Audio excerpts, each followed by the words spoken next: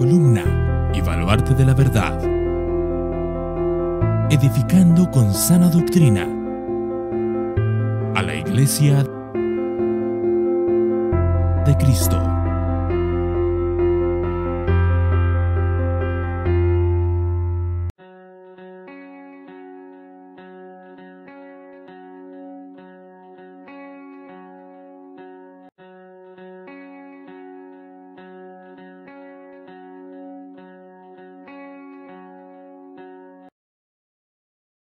Buenas noches, hermanos, Dios les bendiga. Bienvenidos de nuevo. Vamos a iniciar, vamos al Mateo capítulo 10. Continuamos en nuestra predicación consecutiva. Vamos a Mateo capítulo 10, versículo 24. Vamos a leer primero para que recordemos qué es lo que estamos exponiendo, qué es lo que estamos estudiando, qué es lo que estamos compartiendo, qué es lo que hemos estado parafraseando. Vamos por favor allá a Mateo 10, 24 y lo vamos a leer hasta el 42, que es todo el capítulo. Vamos a leerlo de una manera alternada, por favor. Yo leo el 24, ustedes el 25, yo el 26, así sucesivamente, y en el versículo 42 todos juntos. Hemos estado hablando sobre las marcas de un discípulo de Cristo. ¿Y esto qué significa, hermanos? ¿En qué me ayuda o qué tiene que ver esto con nosotros, conmigo o contigo? Pues a través de estas señales, de estas marcas, de estos distintivos de un discípulo de Cristo, debemos nosotros compararnos. Debemos de nosotros mirarnos ante estas señales, ante estas marcas que nos muestran de un verdadero discípulo de Cristo. Vamos a leer, por favor. Dice así el versículo 24. El discípulo no es más que su maestro, ni el siervo más que su señor. ¿Ustedes?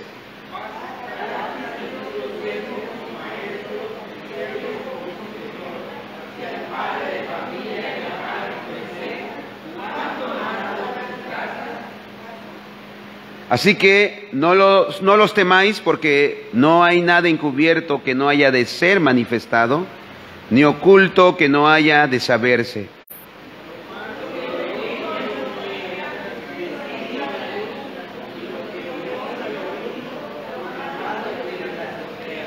(28) dice, y no temáis a los que matan el cuerpo, mas el alma no pueden matar, temed más bien a aquel que puede destruir el alma y el cuerpo en el infierno.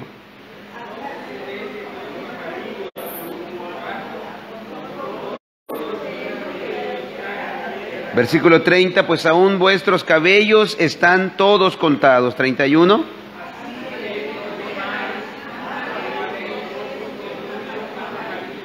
A cualquiera pues que me confiese delante de los hombres, yo también le confesaré delante de mi Padre que está en los cielos.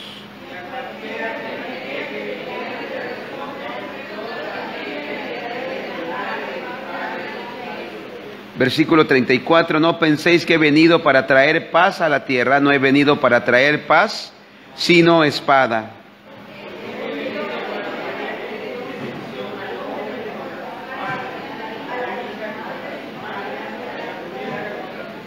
Y los enemigos del hombre serán los de su casa. 37.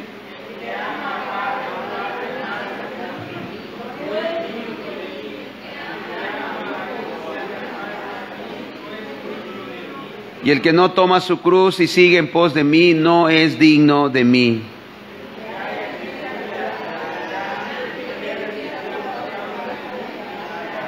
El que a vosotros recibe, a mí me recibe, y el que me recibe a mí, recibe al que me envió. 41.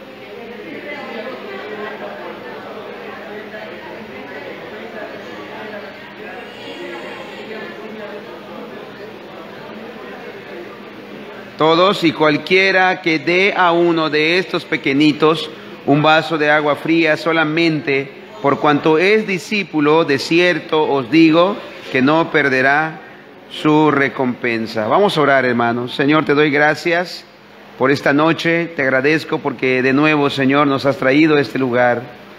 Asimismo, Padre, oramos, te suplicamos, por favor, que tu palabra pueda ser predicada, expuesta, enseñada, Señor, Ayúdame a hablar, ayúdame a exponer, ayúdame a expresarme de una manera clara y sencilla, Señor, por favor.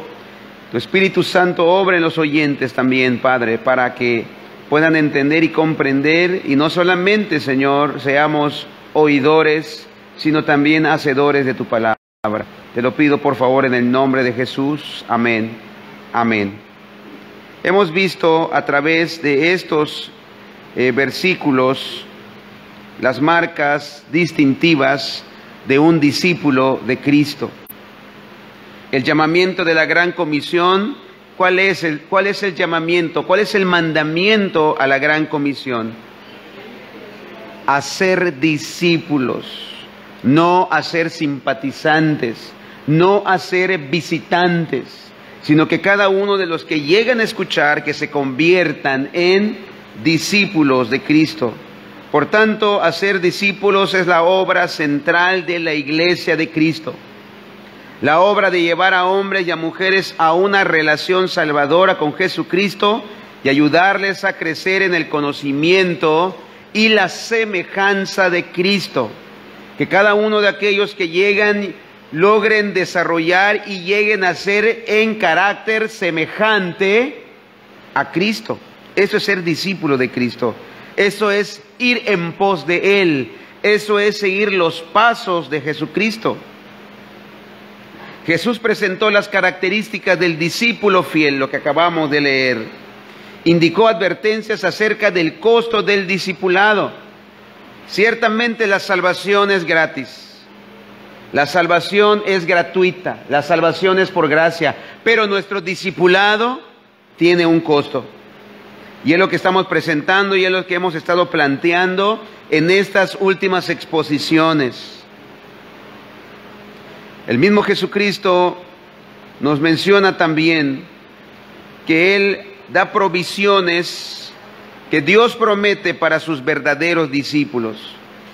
El mensaje que Jesucristo nos muestra en estos versículos es suficientemente claro para que lo pudieran captar hasta el creyente más simple.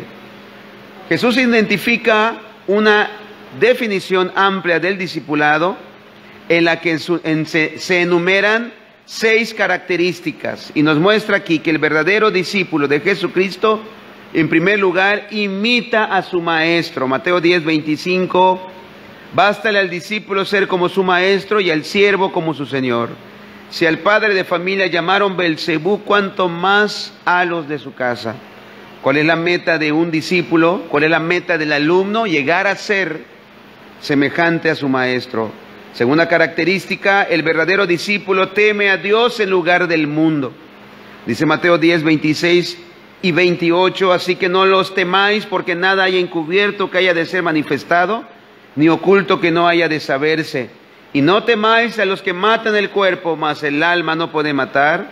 Temed más bien a aquel que puede destruir el alma y el cuerpo en el infierno. Tercera característica, vemos que el verdadero discípulo confiesa al Señor. Eso es lo que vimos hoy en la mañana. Dice Mateo 10:32 y 33, y cualquiera pues que me confiese delante de los hombres, yo también le confesaré delante de mi Padre que está en los cielos. A cualquiera que me niegue delante de los hombres, yo también lo negaré delante de mi Padre. Hoy en la mañana compartíamos, explicábamos acerca de estos versículos. Si nosotros analizamos, hermanos, las personas a las que se refiere aquí Jesucristo no se está refiriendo a los impíos, a los incrédulos, a aquellos que no escuchan el Evangelio, no quieren escuchar el Evangelio.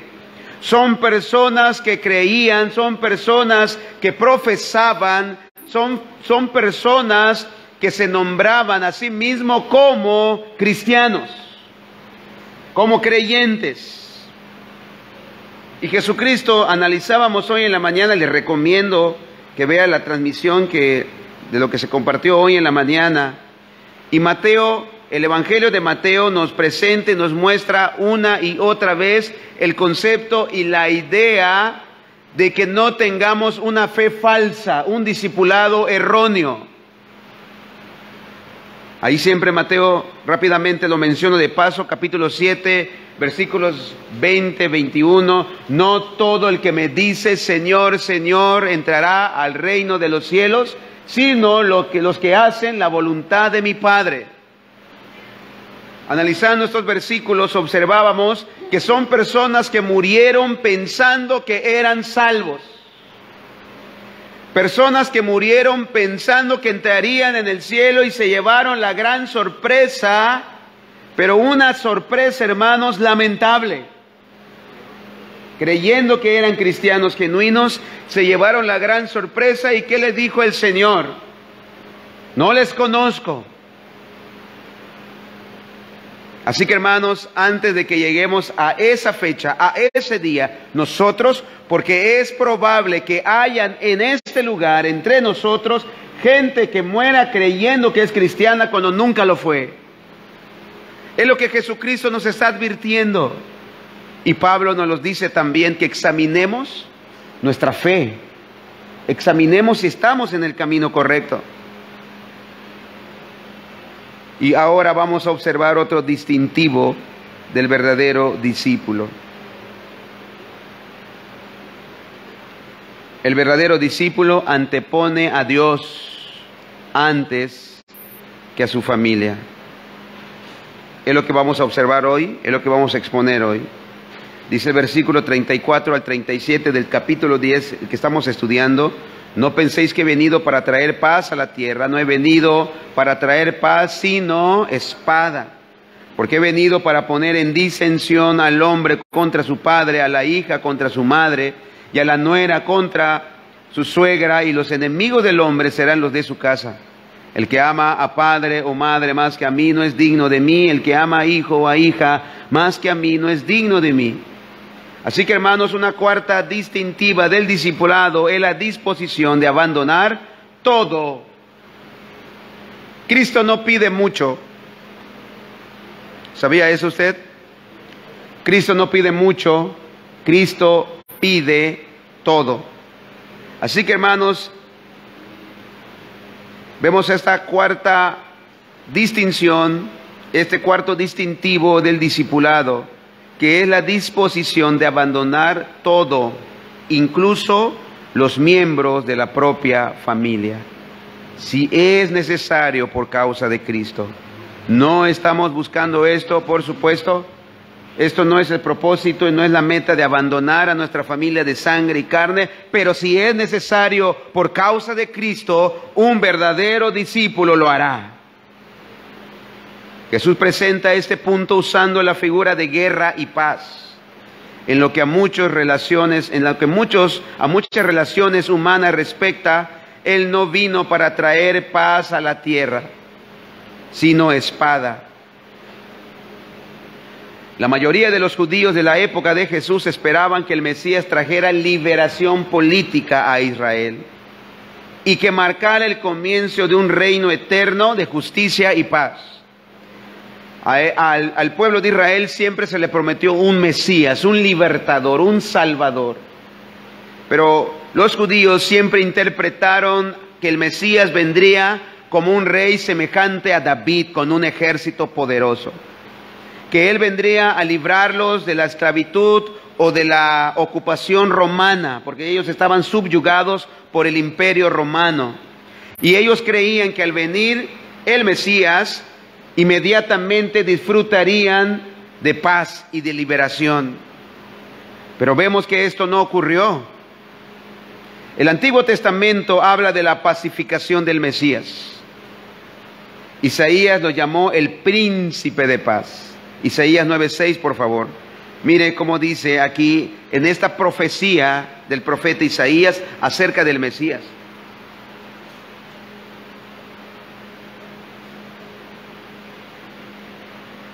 Porque un niño nos es nacido, hijo nos es dado, y el principado sobre su hombro, y se llamará su nombre admirable, consejero, Dios fuerte, Padre eterno, príncipe de paz.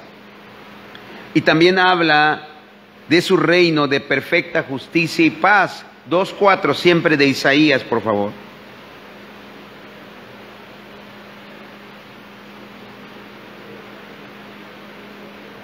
Y juzgaré entre las naciones y reprenderé a muchos pueblos y volverán sus espadas en rejas de arado. O sea, dando a entender, la idea es que se acabará todo instrumento de guerra. Y sus lanzas en hoces, no alzará espada nación contra nación, ni se adiestrarán más para la guerra, porque será un reino de paz. Esta es la idea. Salomón describe acerca del gobierno mundial de paz y abundancia del Mesías. Lo menciono de paso en el Salmo 72 y los dejo para que usted lo pueda leer, todo el Salmo 72 con calma. Pero hermanos, ante estas ideas, entonces cuando viene el Mesías y Jesús se proclama como el Mesías y Juan el Bautista lo presenta al Salvador, al Mesías, ¿cuál crees que era la idea de los judíos o de los mismos discípulos? Los discípulos de Jesús ya habían experimentado una paz interior, habían experimentado una felicidad que nunca antes habían conocido. Y sin duda esperaban que esa experiencia aumentara en intensidad y extensión mientras más estuvieran con Jesús. Pudieron haber esperado que el mundo cayera rendido a sus pies mientras predicaba las buenas nuevas. Mientras predicaban las buenas nuevas del reino y ofreciendo el camino de salvación y felicidad a la humanidad perdida. Por tanto, a fin de que no malinterpretaran la verdadera naturaleza de la primera venida de Jesús y del ministerio que ahora emprendían, el Señor comenzó temprano a prepararlos para el propio rechazo y sufrimiento que Él experimentaría y también para lo que ellos soportarían. El Evangelio en realidad es un Evangelio de paz. Es un Evangelio de paz porque ofrece la manera de traer paz entre un Dios santo y hombres pecadores. Pues muestra el único camino para tener relaciones realmente pacíficas, Dios y los seres humanos. Pero debido a que el sistema mundial es perverso, ya que la naturaleza del hombre caído es pecadora, la oferta de paz de Dios sigue siendo rechazada y resulta ofensiva para la mayor parte de las personas del mundo.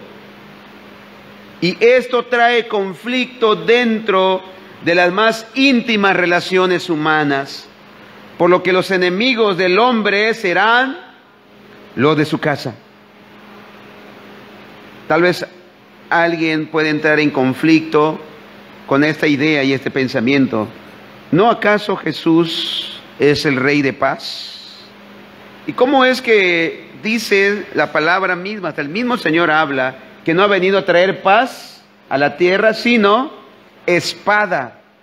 Se está refiriendo que un cristiano vivir en un ambiente, en una ideología contraria a la ideología de Dios, a los principios celestiales, resulta ser para los cristianos un terreno hostil.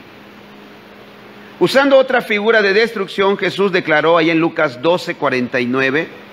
Vamos a leer por favor Lucas capítulo 12, versículo 49.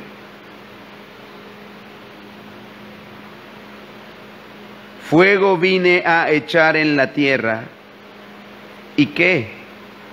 Quiero si ya se ha encendido. Por favor, vamos a pasar al 51. ¿Pensáis que he venido para dar paz en la tierra? ¿Qué dijo Jesús? Os digo no, sino disensión. Siguiente, por favor. Porque de aquí en adelante 5 en una familia estarán divididos. 3 contra 2 y 2 contra 3. Siguiente versículo, por favor. Estará dividido el padre contra el hijo y el hijo contra el padre y la madre contra la hija y la hija contra la madre, la suegra contra su nuera y la nuera contra su suegra. El Antiguo Testamento también se refiere al aspecto de la venida del Mesías. Miqueas predice una época en que el hijo deshonra al padre, la hija se levanta contra la madre, la nuera contra su suegra, y los enemigos del hombre son los de su casa. Miremos por favor ahí en Miqueas, capítulo 7, versículo 6. De lo cual trata el pasaje de Jesús que citamos anteriormente. Porque el hijo deshonra al padre, la hija se levanta contra la madre, la nuera contra su suegra, y los enemigos del hombre son los de su casa. En los antiguos escritos rabínicos se encuentra una paráfrasis de un pasaje que claramente indica que se sabía que la era mesiánica iba a implicar conflicto incluso dentro de la familia. Vea por favor, hermanos, vean el conflicto que ocasiona Cristo en el mundo, en un mundo caído. La predicación del Evangelio, la predicación del reino de los cielos, en un mundo caído, que va a causar conflictos a tal grado que inclusive dentro del nicho más básico de una sociedad, es decir, dentro de una misma familia.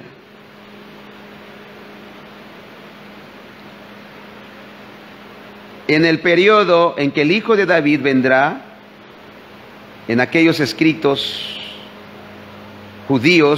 judaicos, mencionan, en el periodo en que el Hijo de David vendrá, una hija se levantará contra la madre, la nuera contra su suegra, y los enemigos del hombre son los de su casa. Existe una palabra antigua empleada en este párrafo que describe y significa este tipo de conflicto y división. Significa cortar en dos, rasgar, inclusive familias que se van a separar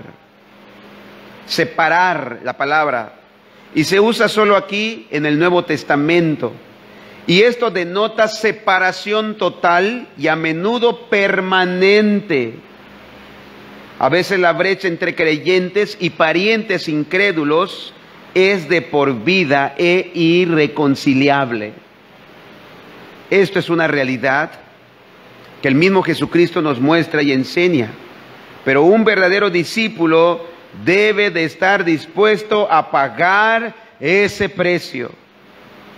Los evangelios describen al menos de 2 candidatos a discípulos que no aceptaron el llamado de Jesús de seguirlo, porque no estuvieron dispuestos a sacrificar sus vínculos familiares. Uno quería esperar su herencia antes de seguir al Señor, y el otro quería demorar la obediencia hasta haber arreglado algo con su familia. Respecto a este tipo de compromiso tan tibio y dividido, Jesús declaró: ninguno que poniendo su mano en el arado mira hacia atrás es apto para el reino de Dios. Lucas 9:57, vamos a demostrarlo por favor con las escrituras. Lucas 9:57 al 62.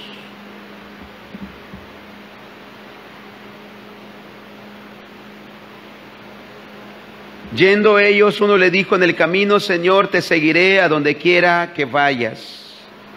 Y le dijo Jesús: las zorras tienen guaridas y las aves de los cielos nidos, mas el Hijo del Hombre no tiene donde recostar la cabeza. Y dijo a otro: sígueme. Él le dijo: Señor, déjame que primero vaya y entierre a mi padre. Jesús le dijo: deja que los muertos entierren a sus muertos, y tú ve y anuncia el reino de Dios. Entonces también dijo otro: te seguiré, Señor, pero déjame que despida primero de los que están en mi casa. Siguiente. Y Jesús le dijo: ninguno que poniendo su mano en el arado mira hacia atrás es apto para el reino de Dios. Podemos mirar aquí, hermanos, en 2 puntos podemos observar aquí, en 2 aspectos. Primero, si nosotros nos identificamos con esto, Jesucristo nos está poniendo las marcas y distintivos de un verdadero discípulo. El verdadero discipulado que marca a Cristo es este. Si nos comparamos con este discipulado, nuestro discipulado está así, es semejante a este que muestra Jesucristo. O lo podemos ver en el siguiente aspecto. Jesucristo pone las cartas sobre la mesa. Y Jesucristo está diciéndonos, si tú estás dispuesto, si es necesario, a renunciar a tu familia por causa de mí, entonces puedes seguirme. Pero si tú no puedes renunciar a tu familia, si es necesario, entonces Jesucristo está diciendo, no eres apto para ser mi discípulo.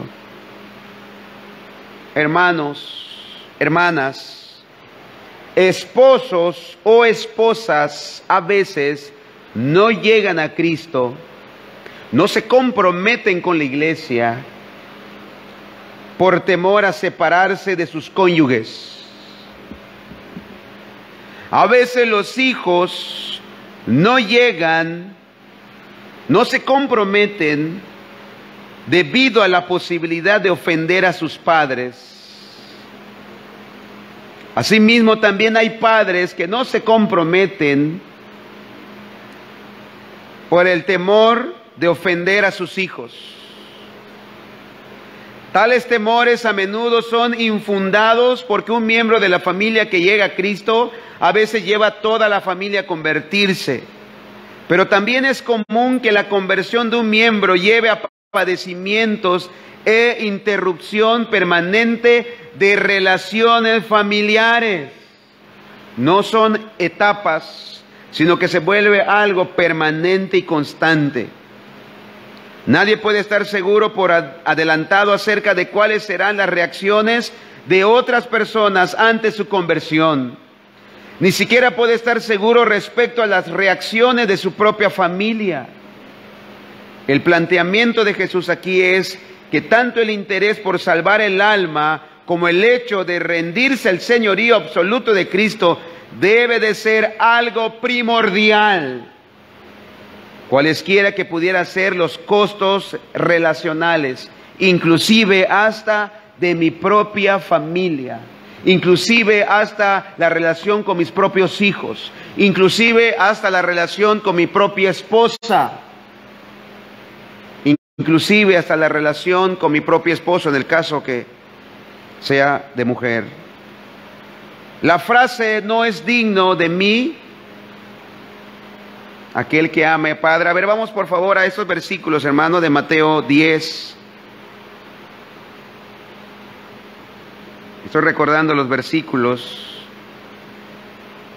34.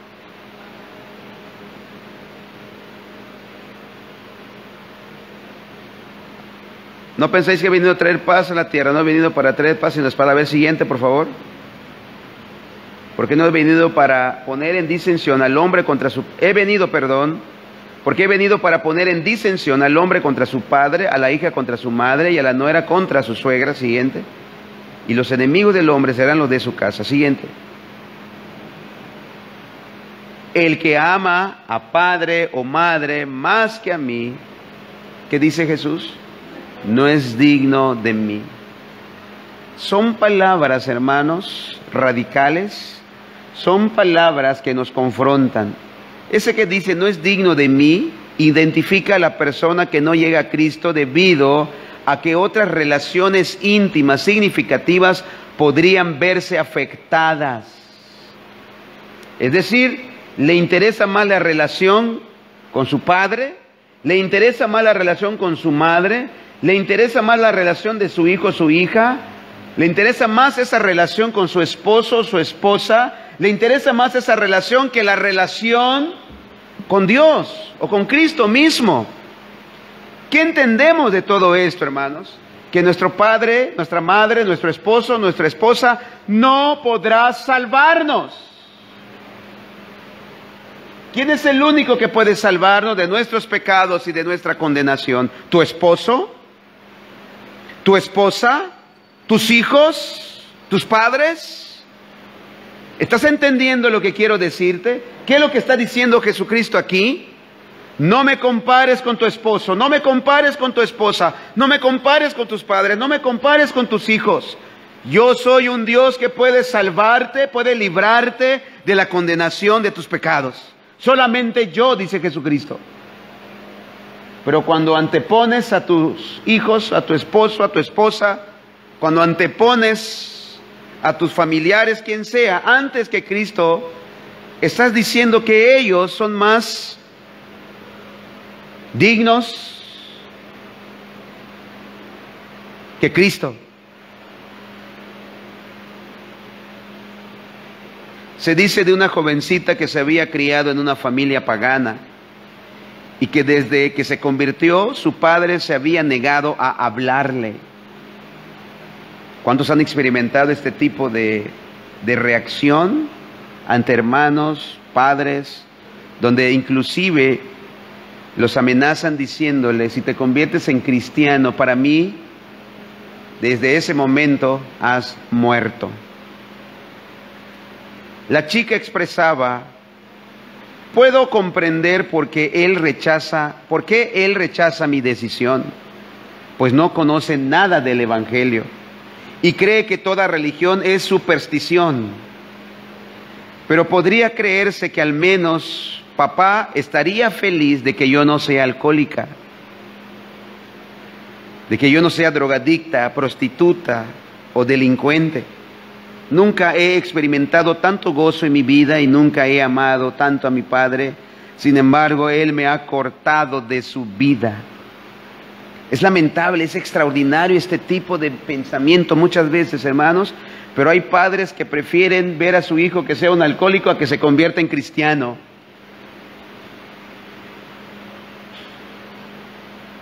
Al igual que muchos otros, como el caso de esta jovencita, han experimentado la espada y el fuego que a veces trae el Evangelio dentro de tu propia familia, dentro de tu propia casa. En matrimonios en que uno de los cónyuges es creyente y el otro no, ¿qué dice el apóstol Pablo? Primero a los Corintios 7, 14, 15, por favor. Escuchen esto. 7:14. Dice así el apóstol Pablo: porque el marido incrédulo es santificado en la mujer que es creyente, y la mujer incrédula, el caso invertido, en el marido converso, en el marido cristiano. Pues de otra manera vuestros hijos serían inmundos. Ellos crecerían sin saber nada acerca de principios espirituales, mientras que ahora son santos. Versículo 15, por favor. Pero aquí se pone bueno el asunto. Dice Pablo: pero si el esposo se pone en contra de la esposa, pero si el incrédulo se separa, ¿cuál es el consejo? Sepárese. Por favor, no estoy promoviendo separación, no estoy promoviendo divorcio, no lo interpreta así. Pero Jesucristo nos dice, si es necesario, si llega a ese límite, o tú, ¿cómo diría un esposo incrédulo? O yo, o tu Dios, ¿no? O yo, o Cristo. Una mujer creyente, ¿qué debería de responderle? Dios, sepárese. Porque Cristo es más digno que aquel hombre incrédulo, el esposo. Pues no está el hermano o la hermana, los creyentes, sujetos a servidumbre en semejante caso, sino que a paz nos llamó Dios.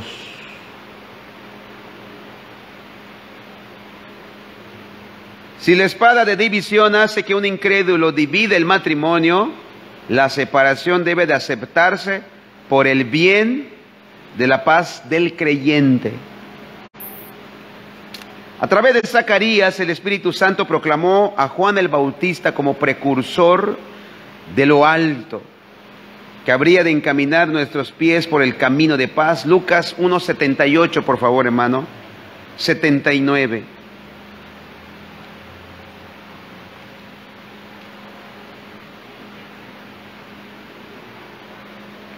por la entrañable misericordia de nuestro Dios, con que nos visitó desde lo alto, la aurora, 79, 78 primero. Bueno, puso el 78, es el que leímos, ahora 79, por favor. Para dar luz a los que habitan en tinieblas y en sombra de muerte, para encaminar nuestros pies por caminos de paz. Pero esta paz se está refiriendo a la paz que los hombres pueden llegar a tener delante de un Dios santo.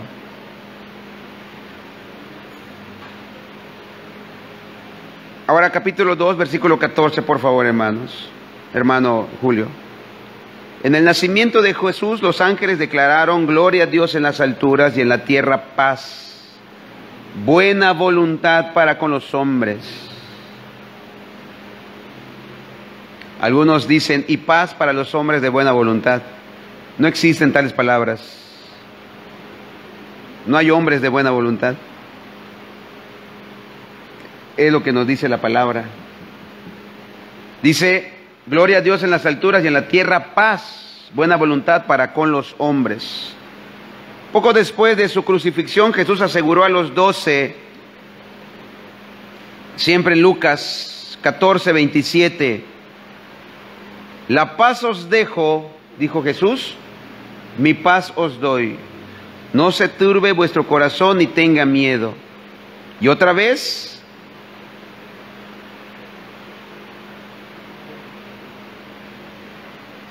y el que no lleva su cruz y viene en pos de mí no puede ser mi discípulo.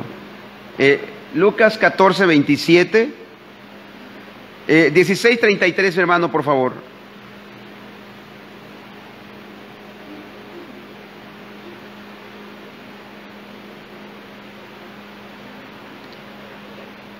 Lucas 16, 33. Juan, entonces.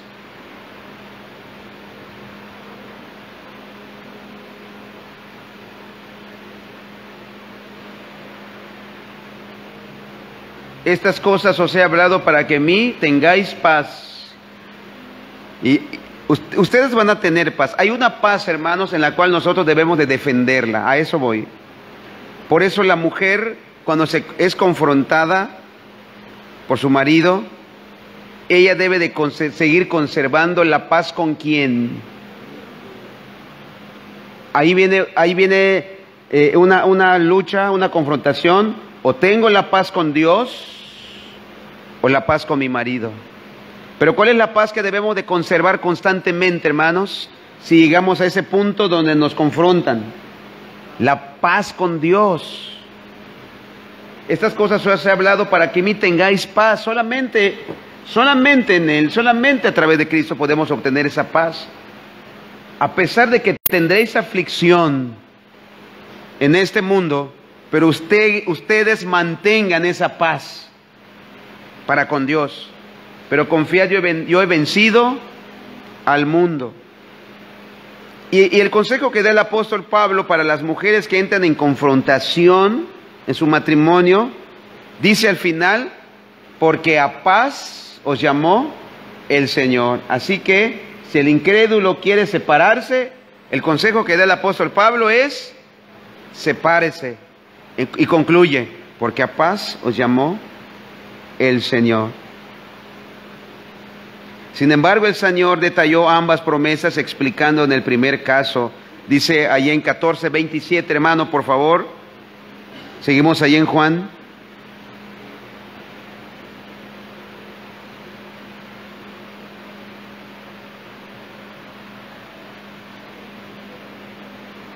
La paz os dejo, mi paz os doy. Yo no os la doy como el mundo la da. No se turbe vuestro corazón, ni tenga miedo. Un cristiano va a estar en paz con Dios. Es la promesa que tenemos, la paz, esta paz. Pero vemos, pero yo no la doy como el mundo la da. Y ahí en el 16:33 leíamos: en el mundo tendréis aflicción, pero confiad, yo he vencido al mundo. Hermanos, en la segunda venida de Cristo será establecido un reino de perfecta paz sobre la tierra, que el príncipe de paz iniciará y sustentará de forma soberana. Pero por ahora, durante el intervalo entre sus dos venidas, el evangelio que produce paz interior a quienes creen, y también será la causa de que sean malinterpretados, que sean calumniados y maltratados por parte de quienes no creen, incluso de sus seres más cercanos, de sus seres más queridos, de su propia familia. Las divisiones más desgarradoras, las divisiones más dolorosas, siempre se dan entre los que están más cercanos de nosotros. En ninguna parte los sentimientos pueden herirse más profundamente que dentro del hogar, debido a que la intervención del Hijo de Dios en la historia iría a separar y fracturar las relaciones humanas. Jesús determinó que sus discípulos estuvieran preparados para tal experiencia. Jesús está advirtiéndonos y nos está preparándonos. Un cristiano declaró así: si nuestro evangelio fuera recibido en paz, no sería el verdadero evangelio. Convertirse en cristiano requiere afirmar el señorío de Cristo hasta el punto de estar dispuesto a abandonar todo lo demás. No se trata solamente de levantar una mano, pasar al frente, repetir una oración o recorrer un pasillo y declarar amor por Jesús, o estar cantando canciones bonitas que proclaman a Cristo como Señor, que proclaman a Cristo como nuestro amo, nuestro Salvador, sino que se trata también de renunciar. La salvación es solo por fe, aparte de cualquier obra en absoluto. Pero la fe que es auténtica se manifestará en un compromiso que ninguna influencia podrá poner en riesgo. Este compromiso: el cristiano debe amar a su familia, por supuesto. Debe de amar a su familia con amor abnegado. Las esposas y los esposos cristianos deben de amarse mutuamente y amar a sus hijos con devoción sin reservas. Los hijos cristianos deben amar, respetar e interesarse por sus padres como si se tratara del Señor mismo. Pero el compromiso de un creyente hacia Cristo debe de ser tan profundo y trascendental que de ser necesario debería sacrificarse a cualquier relación que ponga en peligro la relación con Cristo. Estamos dispuestos a amar a nuestras parejas, a nuestra esposa, a nuestro esposo, a nuestros hijos, a nuestros padres. Pero si pone en peligro esa relación con Cristo, primero está mi Señor. No es nuestro deseo, pero primero está mi relación con mi Señor. Voy a finalizar.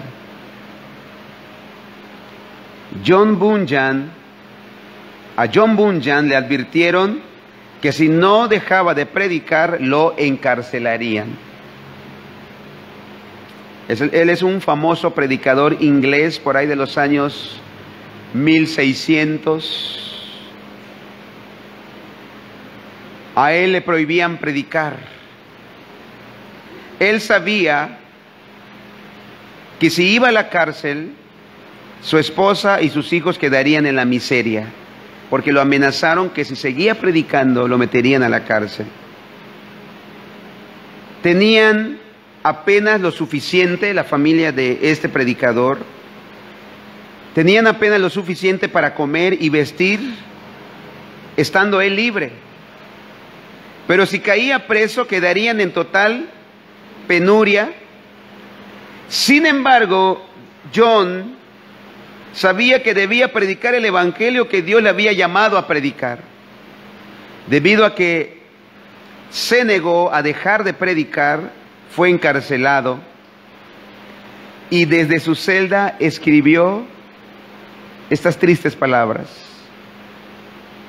desprenderme de mi esposa y mis pobres hijos A menudo ha sido para mí en este lugar como si me arrancaran la carne de mis huesos. Y eso no solo porque tenga demasiado cariño a estas grandes misericordias, sino también porque con frecuencia me llegan a la mente las muchas dificultades, miserias y anhelos que es probable que mi pobre familia debe enfrentar y que yo debería evitarles, en especial a mi pobre hijo ciego, quien yace más cerca de mi corazón que todo lo demás que tengo. Escuche las palabras de un padre que no renunció a su Señor a pesar de alejarlo y arrancarlo de su propia familia. Decía él: oh, pensar en las dificultades que creo que mi cieguito tendrá que pasar, me rompe el corazón en pedazos. Pero me recuerdo que debo aventurar todo con Dios, aunque vaya pronto a dejarte. Oh, preví que en esta condición yo era un hombre que derribaba su propia casa sobre las cabezas de su esposa y sus hijos. Sin embargo, pensé que debía hacerlo. Debo hacerlo. Debo de seguir siendo fiel a mi Dios. Hermanos, reflexionemos. ¿Profesas ser discípulo de Cristo? Una marca más es anteponer a Cristo antes que a tu familia de la sangre. Si es necesario, inclusive, hasta renunciar a ella. A través de estas marcas, a través de todas estas señales, si tú has profesado ser discípulo de Cristo, mírate, compárate con esta cuarta señal, esta cuarta marca de un verdadero discípulo de Cristo. Y pregunto, ¿esta marca se puede distinguir en ti? ¿Antepones a Cristo antes que a tu familia? Vamos a ponernos de pie, por favor, y reflexionemos y llévate este mensaje, que no solamente seamos oidores, sino también hacedores de su palabra. Bendito Dios, ayúdanos a serte fiel, Señor.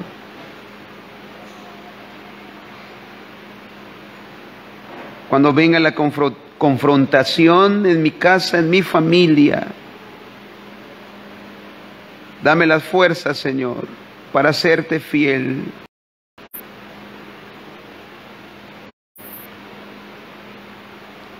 Nada se compara a ti, Señor, ni mi padre, ni mi madre, ni mis hijos, ni el esposo, ni la esposa se puede comparar a ti, Señor. Únicamente tú eres digno. Ayúdanos, fortalécenos, Señor, cuando venga esta confrontación. Si es necesario, Señor, si ha de llegar, ayúdanos a permanecer firmes y fieles a ti.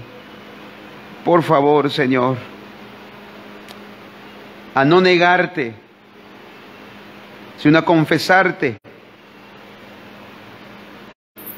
Tú pones las cartas sobre la mesa. Por favor, Señor, nos adviertes y nos pones el precio de seguirte. Ciertamente la salvación es gratis. Es un regalo que tú nos das. Pero el seguirte tiene un precio, un costo, Señor. Ayúdanos a permanecer valientes y firmes cuando venga la prueba.